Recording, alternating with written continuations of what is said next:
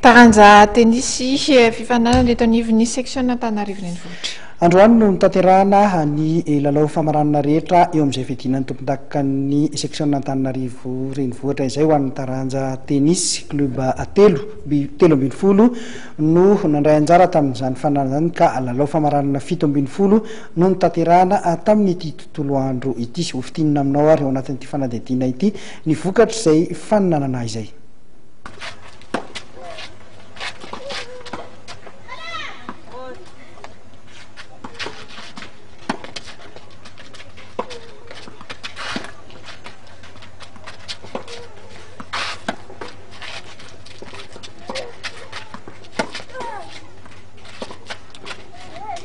Mpandray anjara 950 lasy vavy avy amin'ny club 3 no nandray anjara amin'ny fiadinan'ny tompondakan'ny section Antananarivo renivohitra ao amin'ny Taranja tenisy izay nahitana avy eo amin'ny Asit, ny Kara, ny Knut, ny Kosfa STC, ny Kosfa Tab, ny TC, ny Knapsa, ny 3FB, ny ATC, ny MSC, ny ATMA, ny AXA ary ny CCI.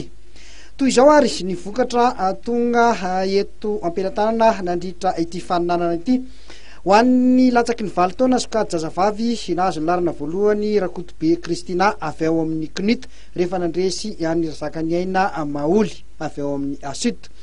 Latsaky ny 7 taona zazalahy dia Robinson Andy Asit no larana voalohany rehefa resiny Iravony Andro Toky avy eo amin'ny AXA larana voalohany izany nandrombaka ny tompondakan'ny section.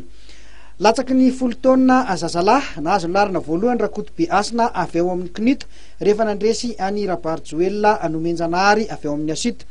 Latsaky ny 14 taona sokajy zazalahy nahazo ny larana voalohany Rakotondrambo Miarzo avy eo amin'ny MSC rehefa nandresy any Rabarjona avy eo amin'ny Kosfa. Latsaky ny 19 taona sokajy zazavavy nahazo ny larana voalohany Razakabona Oceana avy eo amin'ny MSC rehefa nandresy any Raolson Mior avy eo amin'ny Asit. Latsaky ny 12 taona sokajy zazavavy dia Itsantaniony avy eo amin'ny Asit no larana voalohany rehefa nandresy any Rakotoarivelo Sandy avy eo amin'ny Kosfa.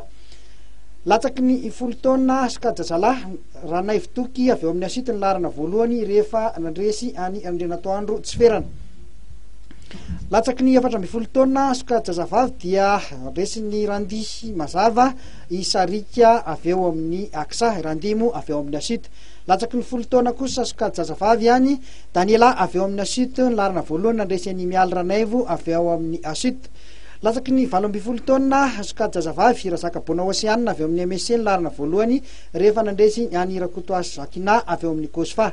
Latsaky ny 19 taona sokajy zazalahy Miarzo Rakotondrambo no larana voalohany rehefa nandresy any Robinson Kevin avy eo amin'ny Asit.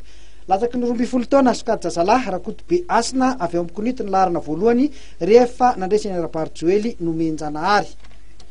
Eo amin'ny sokajy veteran kosa mihoatra ny 530 taona sokajy vehivavy Razafy Ndrabako Sidoni no larana voalohany avy eo amin'ny Kosfa rehefa nandresy Andravolony Aina Sarinina avy eo amin'ny MSC.